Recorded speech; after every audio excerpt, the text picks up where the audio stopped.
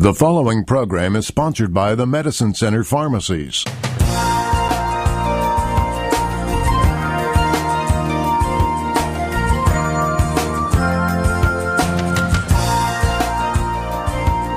morning and welcome to Health Matters with the Medicine Center Pharmacy. I'm your pharmacist, Paul White.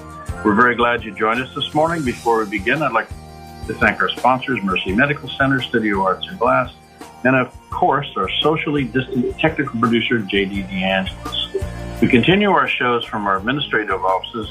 Wish our friends at WHPC and our listening audience continued good health.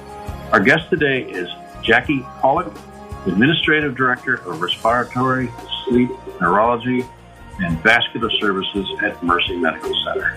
Jackie, welcome to the show. Thanks for joining us, and we're looking forward to talking to you today. Thank you so much. Sleep disorders, including sleep apnea, have become a significant health issue in the United States. It is estimated that 22 million Americans suffer from sleep apnea, with 80% of the cases of moderate and severe obstructive sleep apnea being undiagnosed and untreated. Today we're going to talk with Jackie Pollock from Mercy Medical Center, and we'll be discussing sleep apnea and sleep disorders.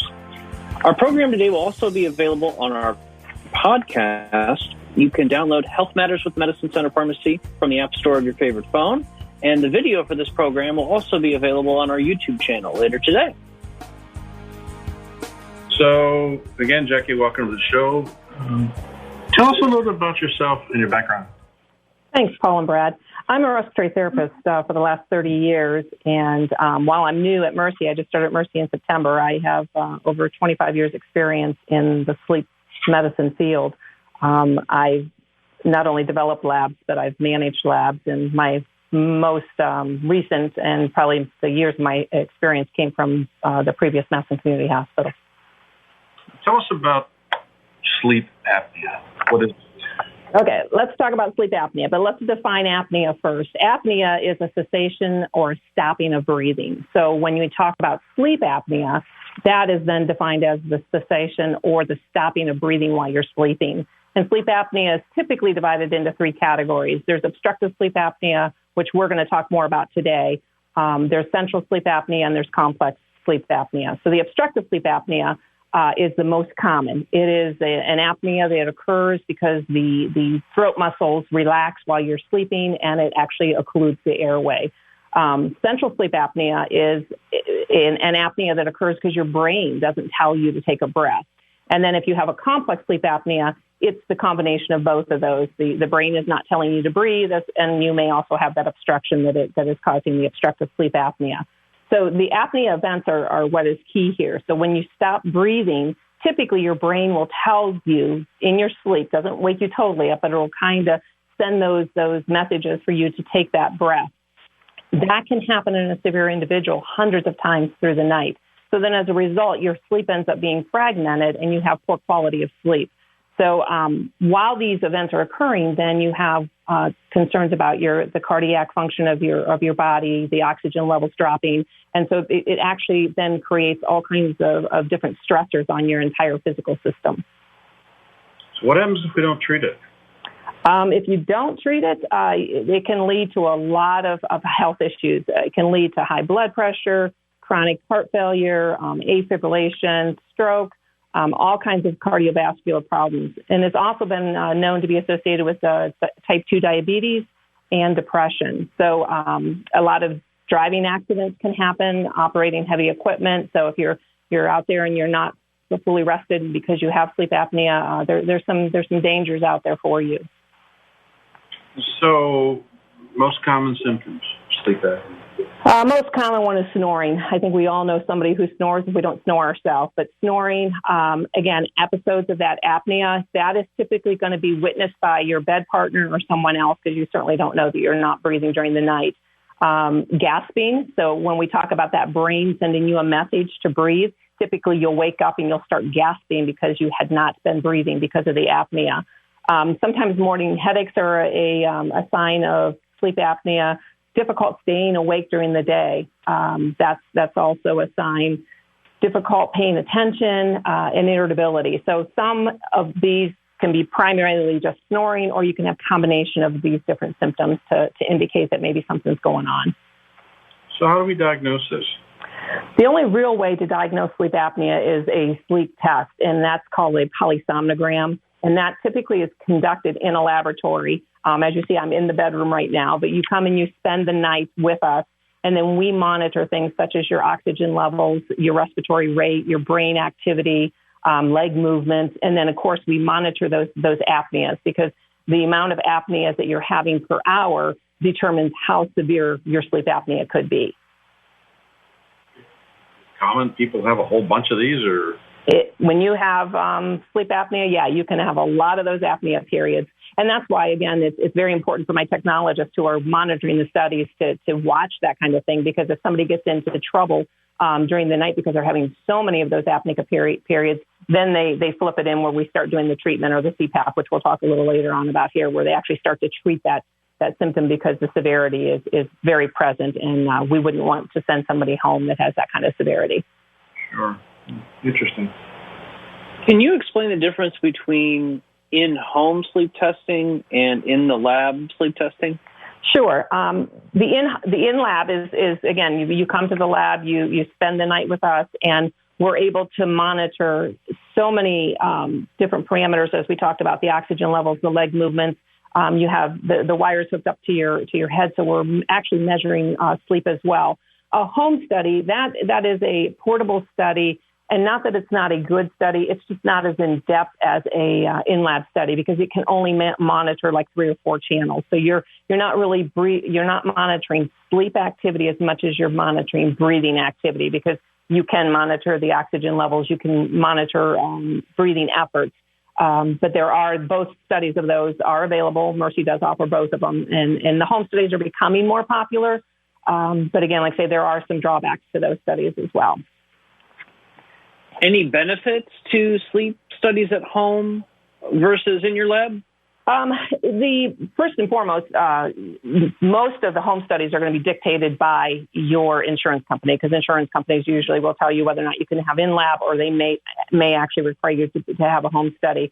When you look at a home study, you have patients who have physical limitations, perhaps can't get out and come into a laboratory, or they have the fear of coming in here and sleeping in a strange place. They don't think they can do it with all the wires on. So in that case, a home study versus no study at all is certainly going to be beneficial. Home studies are typically for that classic individual who's got sleep apnea, the 42-year-old male who's obese, who has a size 19 neck, and you're pretty confident that after running a home study, you're going to have a positive study. The Academy also sets guidelines for us that if you're not 18 years old or above, you cannot have a home study. So 17 and under, no home studies are permitted.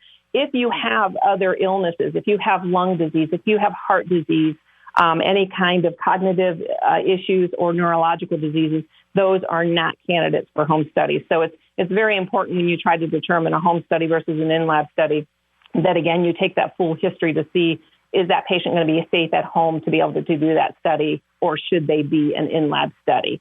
But again, like I say, a lot of times insurances will dictate exactly what study you're going to have. Okay. So where does Mercy perform sleep lab testing? Mercy actually has 2 locations. We have a 6-bed laboratory inside the hospital in our medical office buildings. And then we have a 4-bed laboratory out at the Jackson Stat Care. We're actually within the building of the Stat Care. So it is very comfortable settings in both of the locations. The rooms are set up like hotel rooms. They have private bathrooms and showers. They're handicap accessible. We have intercoms in the room, so the technologists and the staff are able to communicate all through the night as needed. And again, like I say, televisions are here. Again, it's a very, very comfortable setting. If you can't be sleeping in your bed at home, this is, I would say, would be the next best thing if you have to have the diagnostic testing done. All right. So, what's a garden variety experience for a patient that comes to one of your sleep labs at Mercy? What I'm thinking, okay, there's going to be people watching me all night, or what? How do you conduct that test and put them at ease so that you can get good data? Well, you're right. There are a lot of eyes watching you while you sleep, which, again, is an uncomfortable feeling, because we do have cameras that do monitor. And the reason for those cameras is so that we can keep an eye on the patients, as well as when we talked about earlier, the different kinds of sleep disorders aren't just apnea, but we want to see if there's leg movements happening, if they're kicking. So there are cameras set up. So again, first, a sleep study, home study, or in-lab study has to be ordered by a physician. You cannot just, do an over-the-counter home study or request a study without an order. So we tell the patients to come in with very loose-fit clothing because you're going to have wires hooked up to you, and we want them to be able to be not confined in bed. So we walk them through it as my technologists are setting them up. They're talking through the whole process. Again, we're putting leads on their head. We're putting leads on their chest. Again, getting all of the wires in place to be able to monitor the patient. We've already mentioned about the intercom, so patients can feel safe that they can reach out or contact our staff anytime through the night. We have a medical director who's in charge of our laboratory. He's available through the night if there's any issues or problems that arise. And then once that study's completed, let me back up. We have lights out about 10 o'clock. Patients have to go to bed about 10 o'clock so that we can get a good, thorough study. And once that study's completed, then we do compile the entire night. So every epic of sleep is compiled by a scorer, and then it's put into a final report where it's then interpreted by one of our sleep physicians, and then the primary care physician will get the results at that point. Some primary care physicians do refer them to our sleep specialists because they want us to continue the care. Some are very comfortable with caring for the patient with obstructive sleep apnea. What if they don't sleep? That's a problem. That is a problem. I can imagine some of those people coming into your program, and I was like, all these people watching me, and I'm going to make me crazy. Yeah, for you and I who may not have sleep apnea, that is a fear. But typically, a person who has sleep apnea, and this is what we tell the patients, you're going to sleep just about anywhere because you're deprived of sleep, and so once you're able to relax, you can absolutely. We rarely have to send a patient home because they don't sleep. We do have some patients who require medications for sleep, and they may have been prescribed that by their physician. And we do ask them not to take it the night of the testing because we want a test that's going to be clean without drug effect. But we would allow them to take that medication if, in fact, it really was the last resort that they could not sleep and we couldn't get a good study. Okay, our first break's here. You listen to Health Matters with the Medicine Center Pharmacy. You're listening to Health Matters with the Medicine Center Pharmacy and your hosts, pharmacists Paul White and Brad White. Remember, you can get more information right now by visiting medshoprx.com. That's medshop.rx.com. We'll be back with more of Health Matters with the Medicine Center Pharmacy in just a moment.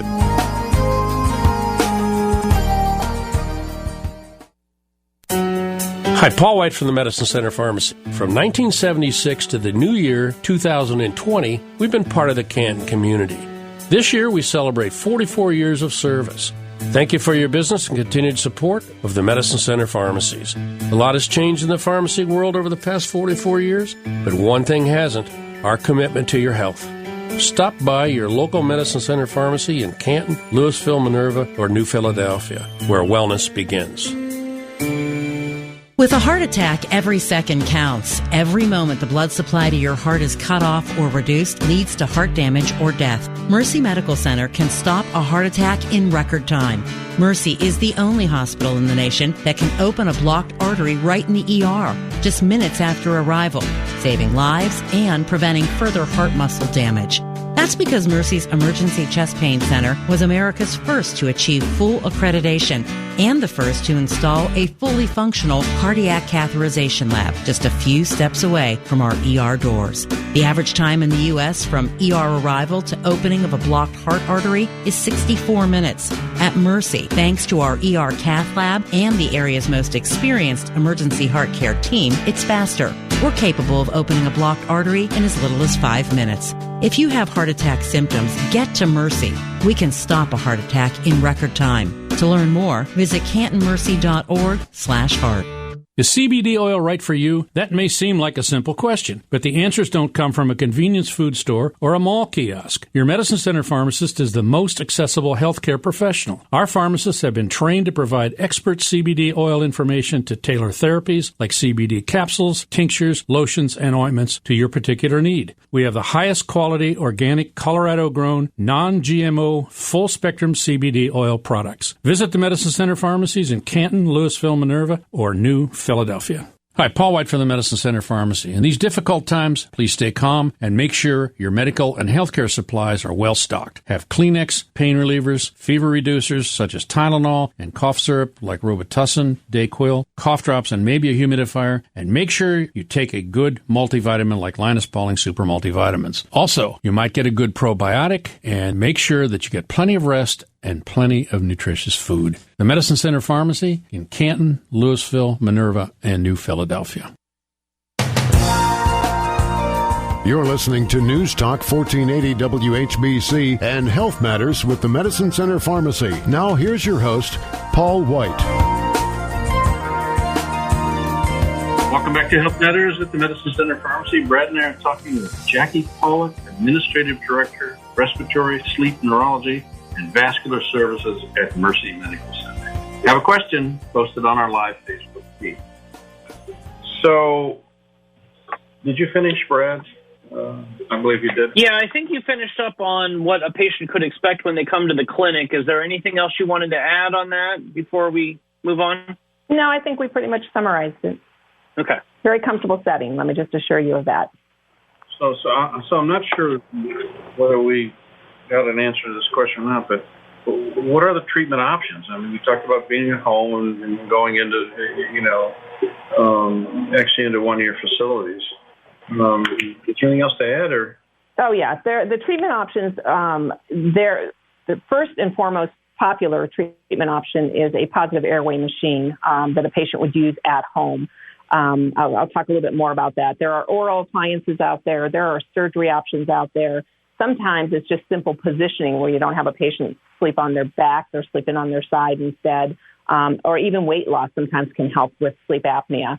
But the obstructive sleep apnea that we typically treat, we treat with a CPAP machine or that positive airway pressure. And again, the purpose of this is to splint the airway, to force that pressure in so that those muscles that are weak and collapsing the airway stay open while you're sleeping.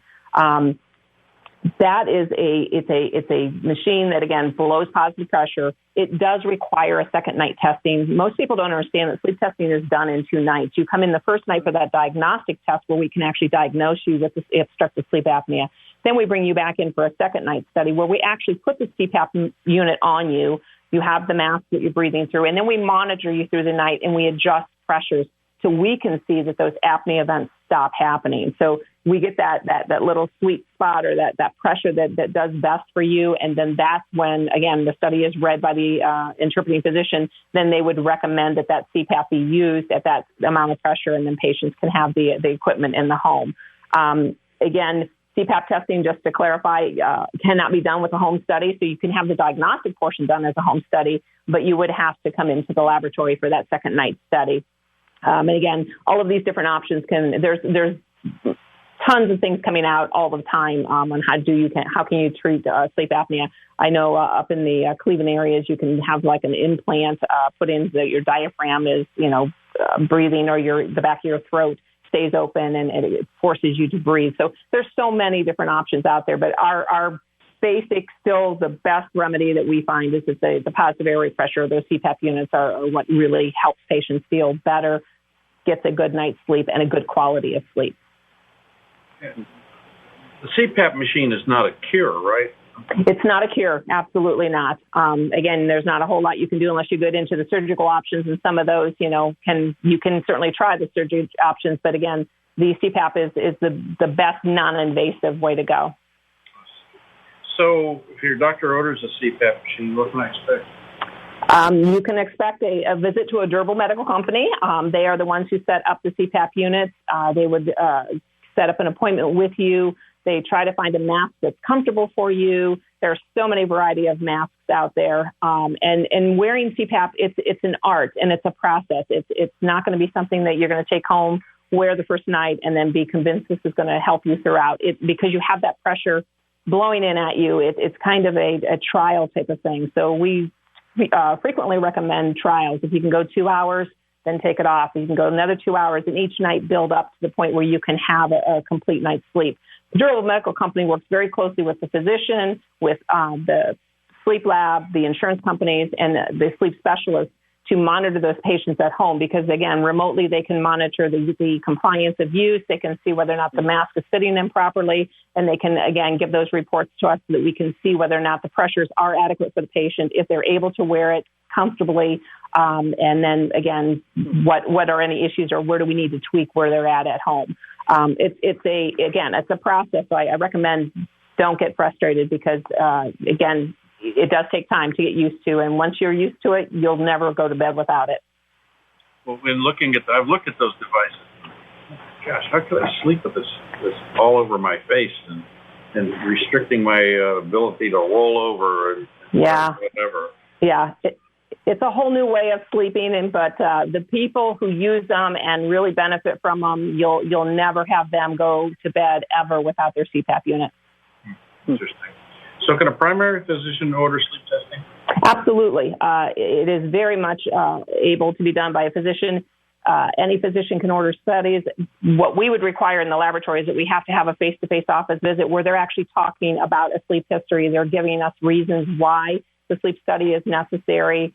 And again, a lot of primary care physicians are very comfortable ordering the study, getting the results, ordering that second night study, and managing people with OSA at home. Others just want to kind of send them to a sleep specialist and let them handle that. So it can be done either way. What about, you've kind of alluded to it, and I know it's kind of a hard question to answer given the diversity, but what about in general insurance coverage and expectations for a patient who really has a need for a service like this? Most insurance companies will cover sleep studies. Again, they will dictate whether it's done in lab or at home.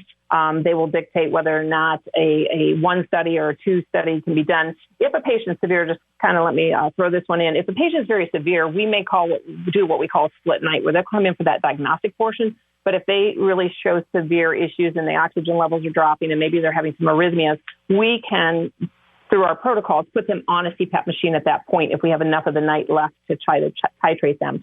Some insurance companies won't pay for that. So again, it's just kind of knowing what you're able to do for the patient. But yeah, insurance is covered most of the time. I have very little information that the insurances wouldn't cover it if there's a need and enough documentation to support the need. And I'd like to assume there's some benefits too on the equipment side and the supply side, but that's probably a topic that's maybe a little more diversified for that particular person's insurance. So Absolutely. And again, insurance does dictate a lot of that. All right. Well, I think we're about time for the news, and we'll pick up more discussion with you on the other side. Okay.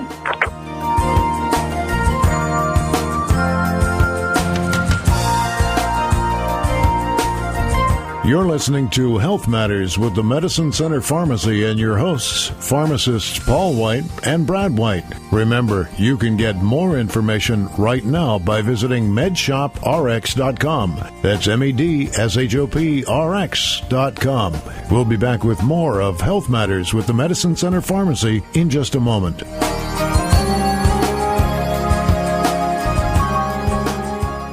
Yes, we are open. We are open. The Medicine Center pharmacies and the Half Off and Out By store in Louisville are open. Some great services are still in play. Our drive-through windows, curb service, and our enhanced delivery service. Our stores are fully inventoried and fully staffed for your convenience. 13 pharmacists to help you with your medications and over-the-counter products. So don't hesitate to visit us or use one of our services. Medicine Center pharmacies in Canton, Louisville, New Philadelphia, and Minerva. Brighten your day with beautiful stained glass from Studio Arts and Glass. Let the sun shine in through a stunning beveled glass window that forms a rainbow on your walls. Commission a piece of art to cherish for years. All at Studio Arts and Glass on Apple Grove and 77 in North Canton. Open Monday through Saturday, 10 to 6, or shop online at studioartsandglass.com. That's studioartsandglass.com. Hi, Paul White from the Medicine Center Pharmacy. In these difficult times, please stay calm and make sure your medical and healthcare supplies are well stocked. Have Kleenex, pain relievers, fever reducers such as Tylenol, and cough syrup like Robitussin, Dayquil, cough drops, and maybe a humidifier. And make sure you take a good multivitamin like Linus Pauling Super Multivitamins. Also, you might get a good probiotic, and make sure that you get plenty of rest and plenty of nutritious food. The Medicine Center Pharmacy in Canton, Louisville, Minerva, and New Philadelphia. With a heart attack, every second counts. Every moment the blood supply to your heart is cut off or reduced leads to heart damage or death. Mercy Medical Center can stop a heart attack in record time. Mercy is the only hospital in the nation that can open a blocked artery right in the ER, just minutes after arrival, saving lives and preventing further heart muscle damage. That's because Mercy's Emergency Chest Pain Center was America's first to achieve full accreditation and the first to install a fully functional cardiac catheterization lab just a few steps away from our ER doors. The average time in the U.S. from ER arrival to opening of a blocked heart artery is 64 minutes. At Mercy, thanks to our ER cath lab and the area's most experienced emergency heart care team, it's faster. We're capable of opening a blocked artery in as little as 5 minutes. If you have heart attack symptoms, get to Mercy. We can stop a heart attack in record time. To learn more, visit cantonmercy.org/heart.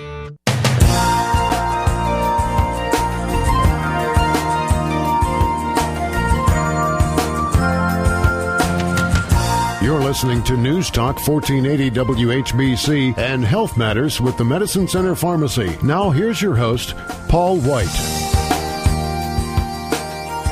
As JD said, you're listening to Health Matters with the Medicine Center Pharmacy. I'm your host and pharmacist, Paul White. Today, Brad and I are discussing sleep apnea and other sleep disorders. We've got a lot more to cover this morning, so let's get back to the show. So we were talking before the break about insurance coverage and some things of that nature, and now I think we want to talk about accreditations, because accreditations are really important as far as not only the quality of the program you have at Mercy, but also the standards you have to uphold for the American Academy of Sleep Medicine. Can you talk about how that affects your facility and your operation and the value it brings to the patient? Sure. We actually just achieved our renewal of accreditation. It's a 5-year accreditation, and what it does is, since probably about the late 70s, the American Academy of Sleep, they've created the accreditation standards that are the gold standards for sleep laboratories. And so when you're looking for a facility or a physician wants to send a patient to a facility, you want to be able to send them to a high-quality facility that you know does not only high-quality work, they are patient-centered, and that they're using those standards that the Academy has set forth to make sure that, again, the quality of your lab is top-notch. Even some insurance companies will dictate that you have to go to a lab that is an accredited lab as well. It's certainly a voluntary program, but we've done it for years. And I think it just tells our community that we want to give them the highest quality of care that we can. And we follow all of the recommendations and regulations that the Academy sets forth. You know, we've been talking about sleep apnea today. What other disorders impact listeners' sleep? There are a lot of sleep disorders, probably too many and a whole different show again. But primary ones that we see besides the obstructive sleep apnea is insomnia. And insomnia is just a sleep disorder where a patient has difficulty falling asleep and staying asleep. So that's a whole different track than the sleep apnea side of it. Restless leg syndrome is another one, and that is where patients have the intense and often irresistible urge to just move their legs. And sometimes they just have to get up and walk all the time because their legs are driving them crazy. So imagine trying to sleep and having that restless leg. That's where, again, when we're monitoring a patient, when we have the videos on them, we actually have leads monitoring them as well, because that is something that can be diagnosed through a sleep study as well. And then a common one is the narcolepsy testing. Now, narcolepsy is a neurological disorder. And again, people end up not only experiencing excessive daytime sleepiness, but they'll end up with uncontrollable intermittent episodes where they just fall asleep. You'll find and have probably heard stories where a person may fall asleep at a traffic light, or they may fall asleep mid-sentence while they're talking with you. So those are all some of the different issues that can happen within sleep. And again, those when they get that complicated, probably would need to be directed towards a sleep specialist. Does Mercy have sleep specialists to evaluate these different types of disorders? Yes, we absolutely do. Actually, we just got a new one that joined us in February, Dr. Amir. And Dr. Amir practices here out of the Jackson Clinic. And again, he's able to treat and help the primary care physicians support those patients that have those other types of sleep disorders. So are you saying that the restless leg syndrome is related to sleep apnea? Or? It can be, or it can be a totally separate diagnosis. And then sometimes that's a medication that takes care of that as opposed to the CPAP units or that kind of thing. So that's when they get more complicated, and you got to rule out the sleep apnea first and then see if there's other underlying things going on. Sure. So we're open now. Okay, you're open now. So are you accepting new patients now? Absolutely. Patients can call and request a referral directly, or they can go through their primary care physician and have them send a referral over for us. But absolutely. So what's meant by healthy sleep, and why is it important? Well, again, sleep is very important, and in our sleep community, it's one of the three pillars of healthy lifestyle. We talk about nutrition and exercise, and sleep is right up there with them. It is somewhat unbelievable how much quality and healthy sleep can help you. Healthy sleep is good for your physical health. You get peak performance and productivity. It helps you fight off infection, maintains healthy weight, and you can actually avoid chronic diseases. Without healthy sleep, we've talked about it before, we find that there is a connection between heart disease and type 2 diabetes. Healthy sleep is good for your mental. If you're not getting a good quality night's sleep, you have problems balancing your moods and your emotions. You're probably going to struggle with some anxiety and depression. Quality, healthy sleep improves your focus and your memory. You think more clearly. You react better. Again, like say, you tend to get fogged and forgetful and make more mistakes when you don't have a healthy sleep. And on the public safety part of it, if you're driving while you're sleepy, or you're working equipment at work while you're sleepy, that can cause not only harm to you, but perhaps individuals out on the road or at your workplace as well. So healthy sleep is very, very important. It's not just about the amount of sleep; it's about the quality of sleep as well. I've heard people over the years tell me that they've consumed all kinds of food and liquor and alcohol and stuff right before they go to bed. Did you advise the patients in these programs as to what to consume and not to consume, or? Yeah, that's actually something we could discuss moving forward. It's part of the sleep hygiene, and yeah, it is not recommended that you have a big meal before you go to bed, or that you have alcohol prior to going to bed. Again, everything in moderation, but when you're thinking of trying to get, a good night's sleep, a heavy meal with rich foods or fatty fried foods are not what is going to be recommended. Besides the fact that they sit difficult in your stomach, sometimes they cause you indigestion, and that itself can cause you a hard night's sleep. No pizza. No pizza. Okay. No alcohol at all. In moderation. Again, alcohol is proven, and we all know that it makes you go to bed and makes you go to sleep faster. But then on the second part of your night of trying to sleep, then as your body's trying to process that alcohol, then that's, again, where it causes you some issues and problems. And actually you end up being more sleepless than you did on the first night's sleep. Sure. So we talked about sleep hygiene and interesting.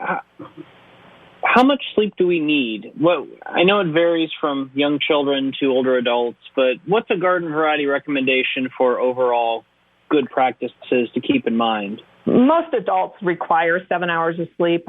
Some require more than that. It's important to, again, have a regular bedtime and keep that pattern going. But 7 hours, children and teenagers can require 12 to 15 hours of sleep. So when your teenagers are still in bed, really their body needs to have some of that sleep. So should cut them some slack. Yeah, cut them a little bit of slack. All right.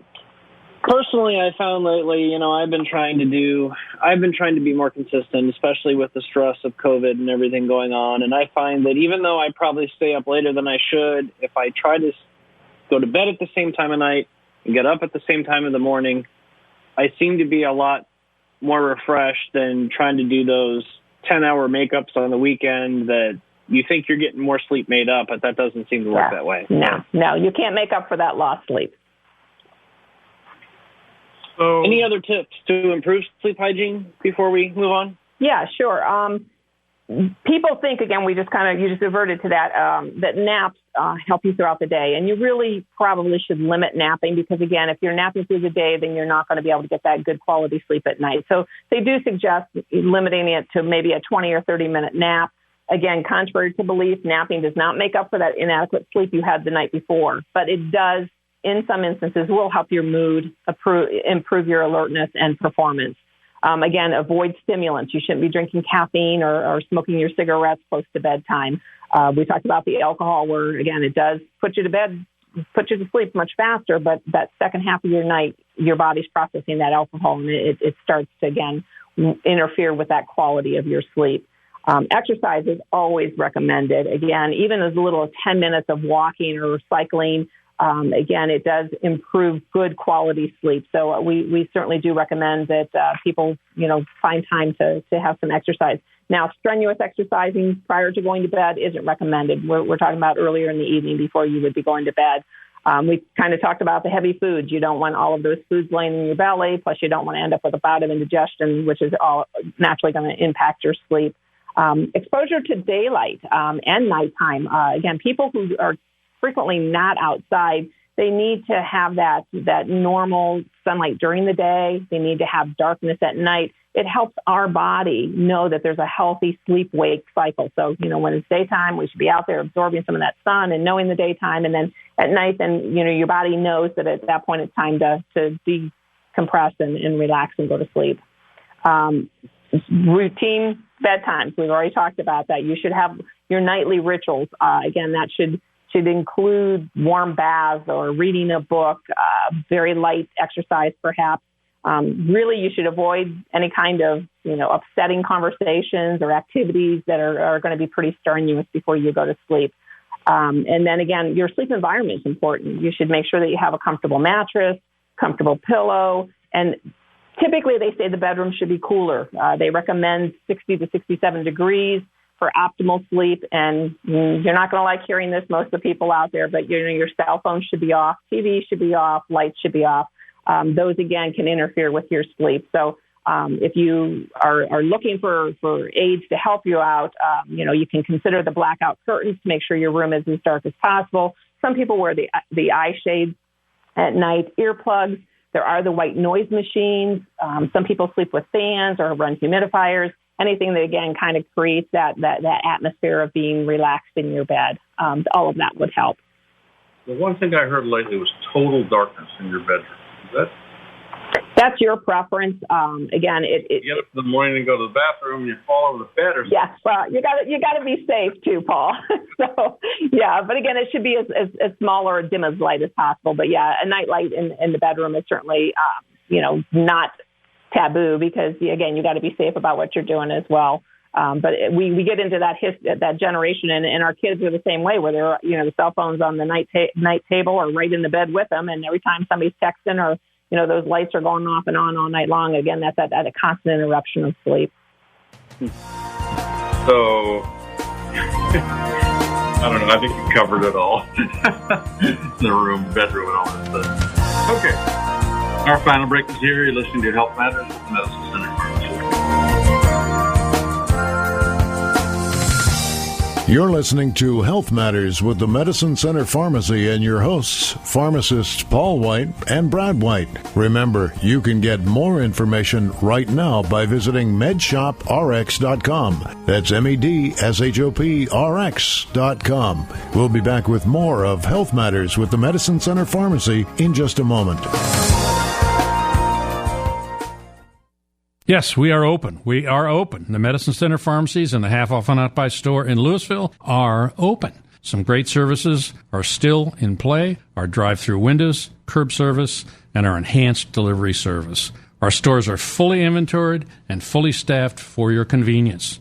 13 pharmacists to help you with your medications and over-the-counter products. So don't hesitate to visit us or use one of our services. Medicine Center pharmacies in Canton, Louisville, New Philadelphia, and Minerva. Is CBD oil right for you? That may seem like a simple question, but the answers don't come from a convenience food store or a mall kiosk. Your Medicine Center pharmacist is the most accessible healthcare professional. Our pharmacists have been trained to provide expert CBD oil information to tailor therapies like CBD capsules, tinctures, lotions, and ointments to your particular need. We have the highest quality, organic, Colorado-grown, non-GMO, full-spectrum CBD oil products. Visit the Medicine Center pharmacies in Canton, Louisville, Minerva, or New Philadelphia. Hi, Paul White from the Medicine Center Pharmacy. In these difficult days, please stay calm and make sure your medical and healthcare supplies are well stocked. Make sure you have Kleenex, acetaminophen or Tylenol, ibuprofen or Advil, Mucinex, Robitussin or Dayquil, cough drops, maybe even a humidifier or a vaporizer. You can also just turn the shower on hot and sit in the bathroom breathing in the steam. How about vitamin D and a probiotic? And a good multivitamin like Linus Pauling Super Multivitamins that you'll find only in the Medicine Center pharmacies. So take care of yourselves and don't stress about the coronavirus. Make sure you get plenty of rest and plenty of healthy food. The Medicine Center Pharmacy, Canton, Louisville, Minerva, and New Philadelphia.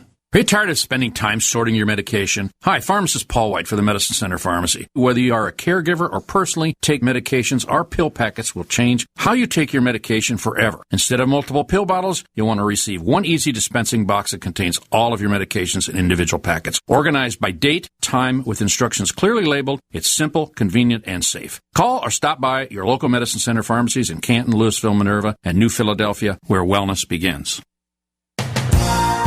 You're listening to News Talk 1480 WHBC and Health Matters with the Medicine Center Pharmacy. Now here's your host, Paul White. Welcome back to Health Matters with the Medicine Center Pharmacy, and thanks for joining us today. We are now in the last segment of the show. All right. Well, you had a story that you might want to share about patient's experience in the sleep lab. So how about we talk about that before we give our takeaway themes for the day? Sure. As I had introduced myself, I've set up sleep labs in the past, so I can tell you that I was trying to set up a sleep laboratory, and so we were evaluating the equipment that we needed to use to start our testing, and so I needed a guinea pig. I needed a patient to come in and sleep for us. So I had a brother-in-law who could snore the roof off of a house. And so I asked him if he would mind coming in and sleeping with us during the night. And so the rep was here, and, we were setting him up, and he went to bed. And again, as I told you before, we're monitoring his oxygen levels, his heart rates, and this guy is just the biggest train wreck I've ever seen in my entire life. And I'm thinking, oh, my God, my sister-in-law is going to kill me. He's going to die on the spot with us. So as we were testing him, I ended up having to call his primary care physician and ask him if we could flip him to that split night that I had referred to earlier, where we could actually treat his sleep apnea, because he had probably one of the most severe sleep apneas that we had ever seen. And he came in just to appease me and to get the testing done. So the doctor's like, so what are you doing with him, and why is he in your lab? So I had to explain the story to him, but he was my classic. And again, one of those individuals that as soon as you put a CPAP unit on him, he was going to be compliant from that day forward, because he knew how much better he felt when he used it. And the sad thing is he was a shift worker, so that, certainly played a part in him. He was a Timken employee who did the shift work. And my sister-in-law would get so frustrated, and she felt so bad after all of this was done, because she said, he'd come home and he'd be like a bump on the log, and he didn't want to go out and do anything. And she said, I was so frustrated with him. And she never realized that he had such a severe problem, because I think people think snoring is just normal, and it really isn't. So there's something going on if you're snoring, and it does need some evaluation done. But that was my classic first lab setup. It was pretty interesting. So making impact where it matters most. Is he a good patient? I'm sorry? Is he a good patient? He's a very good patient. Like I say, he is as compliant as can be, and he wears his CPAP every night faithfully. Whole different person. Timken, I don't know what Timken does now, but they used to rotate those folks. Like 1 week you'd work day, next week you'd work afternoon, next week you'd work midnight. Yeah, I think they do. He's retired now, but I think they still do a lot of that rotating shift. And that's actually a disease. It's a disorder I didn't get into here, but it's actually called shift worker syndrome. And people who have to acclimate themselves, it's different if you're going to acclimate to one shift, such as a midnight shift or an afternoon shift. But when you have to rotate those shifts, it does interfere with your normal sleep cycles, and it can become an issue. Absolutely. Well, I never could quite figure that out as to why they did it that way. For years they did it that way. And they have thousands of people working down there. Yeah. Not quite sure what the philosophy behind that is, but in the sleep community, we certainly don't recommend it. Right. Very interesting. So, how about some additional information? to our listeners as to how we get into your program, and you know, I know this is a really, probably a really difficult thing for many people to decide. I'm going to do this. Exactly. And then I'm going to wear this thing all the time when I sleep. Yeah. Yep, absolutely. We have Mercy Medical Center. You can actually get on the website. So if you did the www.cantonmercy.org, and you can /sleep, and you can get on there, and we have a whole array of information, links to get you more information regarding sleep and sleep apnea. If you wanted to contact the lab, you can contact the lab directly, and that phone number is 330-489-1456. If you'd like to contact the Jackson Clinic, perhaps get an appointment with our sleep specialist, that phone number is 330-830-6113. Ashley and Tiffany work at our Jackson Clinic. They'd be more than happy to assist patients there. So, how do we maintain this thing? Do we have to clean it or? Oh yeah. You see the commercials out there with the SoClean.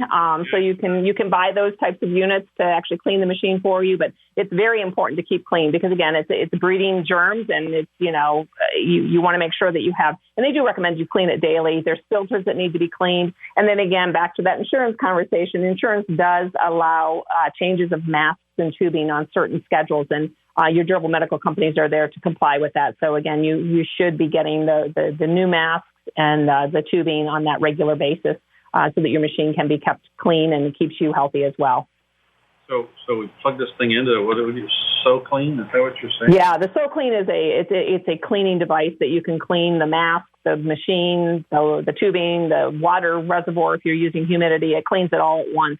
That's out there, and there's other devices as well that can clean the units that you don't have to go to the sink and do it with soap and water. But some people have it down. Some people use the soap and water every day, and they clean it, hang it dry, and they're good to go. What's it look like? Okay, I've seen them, but I can't remember what they look like. The CPAP machine, it's a small little box that just really blows pressure. It's I don't want to call it a compressor because it does have set pressures in it, but it's a very small device, and they become smaller and smaller. And you and I talked during break. They actually have portable units now that if you are traveling or if you have a vacation, want to go out on your boat or go away camping or whatever, you can actually run these units, these portable units. So they're making new and new. It used to be they were probably as big as a bread box when they first started out, but these units are very compact, very easy to travel with. Again, airlines realize that people have sleep apnea, so when you're going through any kind of security, they know CPAP machines are acceptable and they're able to go through it. But yeah, they're very more mobile because again, we want people to use them. One more time for our listeners. It conditions your breathing system.